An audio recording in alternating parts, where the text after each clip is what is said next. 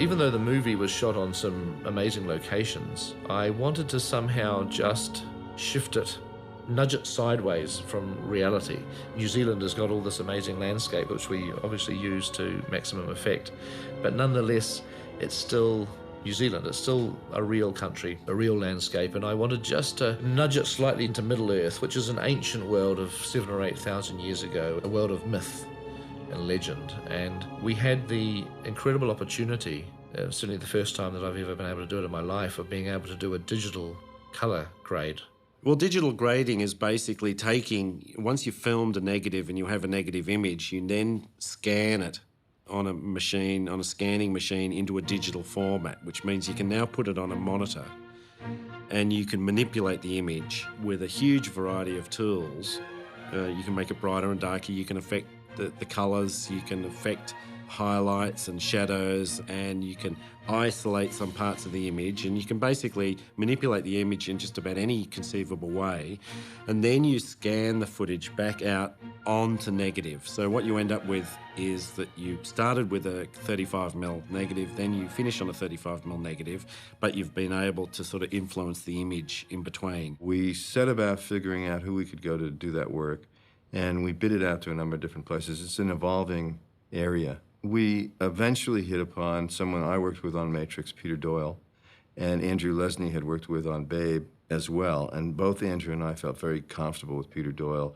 And I knew Peter Doyle throughout Matrix always said to me, we should digitally grade this whole movie. The push for digital grading was twofold. One is straight up pragmatism. It's multiple cameras across many months of shooting with quite unpredictable weather. And so you would have a situation where it is a dialogue scene and you would be intercutting between 3 or 4 cameras spread across a period of like 6 months. So digital was a tool that could basically just bring consistency to that, and to help take a little bit of the pressure off being able to shoot without a filter and get another half hour of daylight at the end, knowing that digital can just kind of pull it back in, knowing that it's a handheld shot and the focus just didn't quite get there. The actor just moved their mark slightly different, and it's a fast shoot, and that's the performance that has to be used to just know that we can get in there and just sharpen just that little bit, just all sorts of like little just technical things that just enhance and just help, you know, the process. We ultimately did about, 70% of the fellowship went through a computer. Not just talking about the special effects shots, I'm talking about just shots of actors, drama shots actually got scanned and put into a computer and manipulated slightly. The elven characters benefited enormously that when we had shots of, for instance, of Galadriel, we were able to make her skin this pearlescent kind of gleam, as if she had some radiance sort of coming from within her.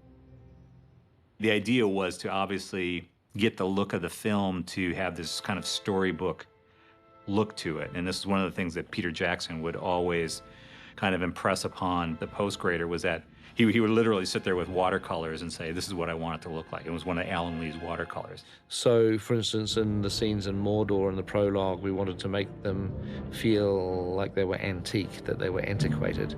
Not sepia-toned or that silent movie kind of look, but something that felt ancient. So we were able to treat the colours in a different way. And then in Hobbiton, we wanted to feel warmth and green. We wanted Hobbiton to feel like, the perfect picture postcard. So we got the classic reveal of Hobbiton. We didn't set out to do that much to the shot. Even though it's Hobbiton, you would expect that you would actually want to add green. But what we've found to give a really warm kind of feel to it is we in fact take green out. A little bit of magenta tends to permeate in, which then sends some of the greys slightly magenta, as you can just see coming in there. And then what we do is take those magentas and then sort of swing it into a gold world. And as you can see, it starts to put more of a spread into the grass. You can just see the different sort of layers happening there, and gives that kind of the warm feel that is sort of Hobbiton.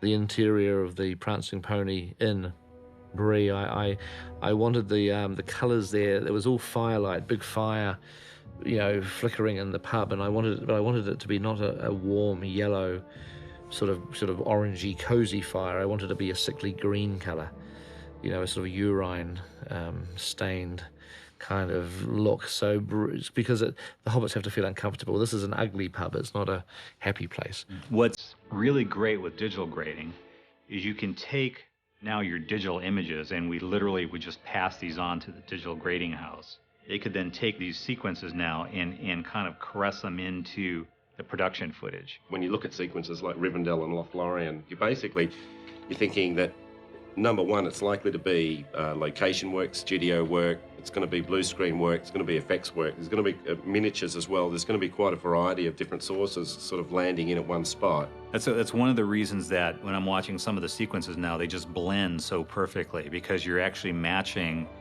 the live action photography and the digital photography. You know, you're bringing them both together. So you're not watching a live action plate, which is maybe color graded one way because a filter was thrown in front of it, and then now here comes your digital image.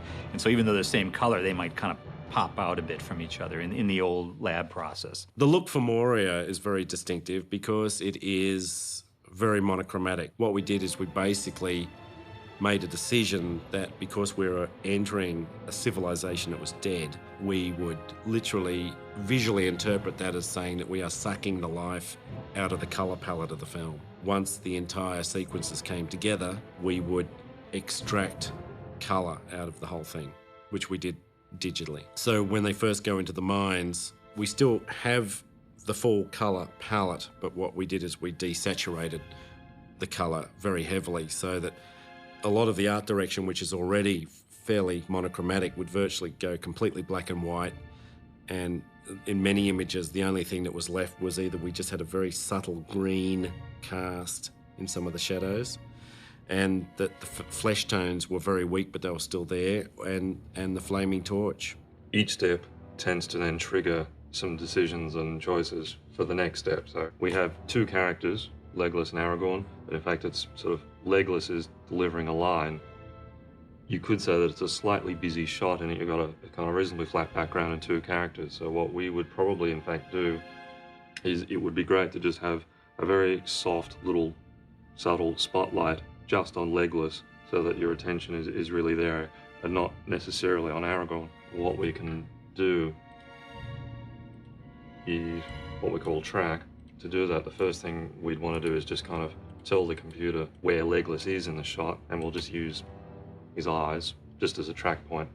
So the computer's just kind of matching where all that move is. So that having done that, we can now just draw just a basic little shape like that and tell the computer to move that where it's just been, or to match the shot.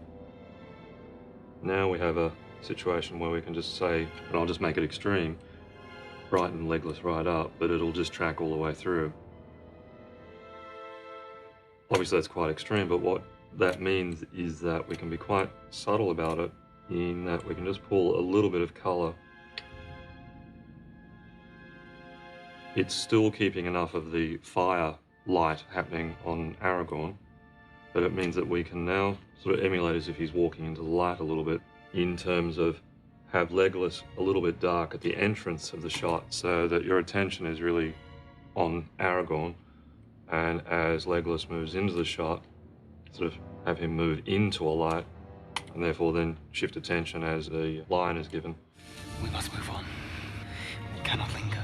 The climax of the film, which takes place on Amon Hen, we did a lot of colour treatment of the forests. Anyone that's filmed in forests knows any forest that has a solid canopy creates quite a sort of staggering, huge contrast range. When sunlight comes through, as distinct from where the shadows are, there's a huge amount of exposure difference. And generally film stock doesn't have that sort of range. So we'd be trying to control the contrast ratio and set what we thought was a median ground to work in. So if we take, for example, the raw shot, what we decided to do here was to, in fact, what we say, expose for the forest or for the leaves.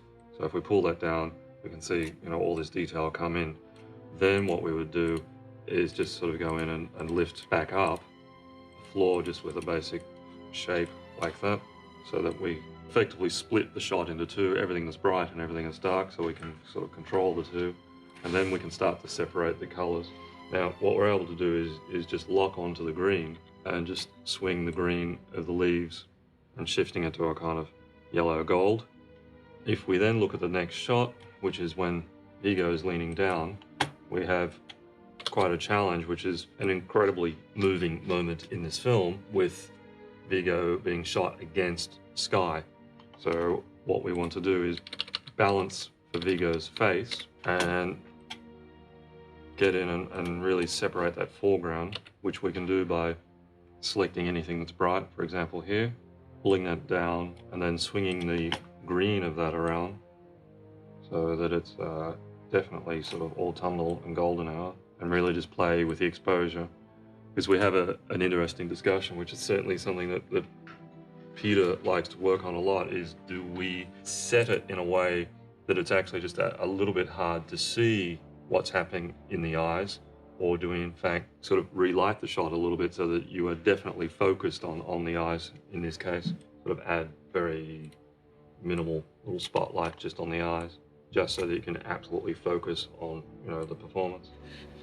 I do not know what strength is in my blood, but I swear to you I will not let the White City fall. What's been fantastic on this film is it was definitely a tool that the DOP wanted and then used. What was also responsible, I believe, of production is to include the DOP in the post-production process so that collectively we could, you know, continue to work with his negative and then present to a director. And I think that's definitely the best way of achieving a creative vision. You know, I really like playing around with the colours because they do affect you subconsciously. You know, most people won't notice, but they help, just as the performance of the actors or the music helps. You know, it helps create a sort of an emotional mood to what you're seeing.